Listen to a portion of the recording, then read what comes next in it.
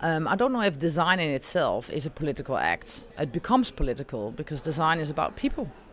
And I think that in this context of public policy, as we talked about today, design becomes a political act because it changes its focus from, being about the system to being about human beings. Design is about human beings. I think that society as a whole is more and more aware of the fact that design of the physical environment influences us very much in our way of experiencing environment, in feelings, in functioning, in acting.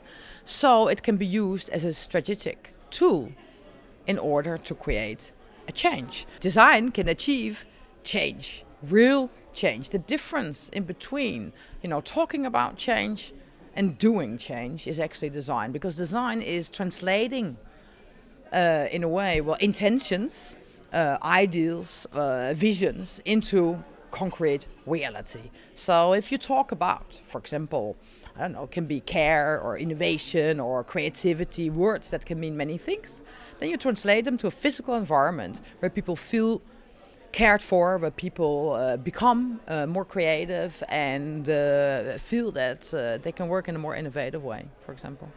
It's very different when you talk about design as a tool for change and development, when you work with policymakers or when you actually work with the people on the floor, the nurses, the teachers, the people on the floor, the people that, the doctors in the hospital, the nurses in the hospital, the teachers at the school, the leaders of the school as well.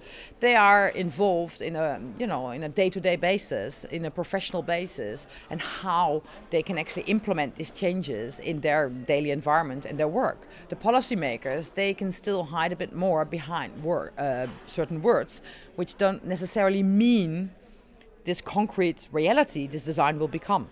I mean, the whole thing is that design translates the metaphors the policy makers use into a concrete reality. And this process is what you're working on together with the nurses and the teachers. Well, you create a bridge in between the intentions from the policymakers and the real world, with, for example, the teachers, the schools, by kind of talking about what does this policy mean for them in their daily environment, and looking from it from a kind of professional point of view, from their professional point of view, which is very important, because I think that most people believe, this is also a question of trust, most people are proud of their work and want to do a good job.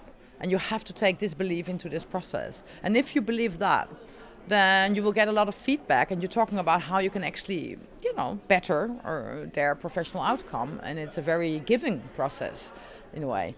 The problem is that when there is no consistency in between what the policymakers want and the people you talk to, and they're actually opposed, and they're kind of using the design process as a way of protesting against, the policies, then it can be a conflict situation which can be difficult to solve.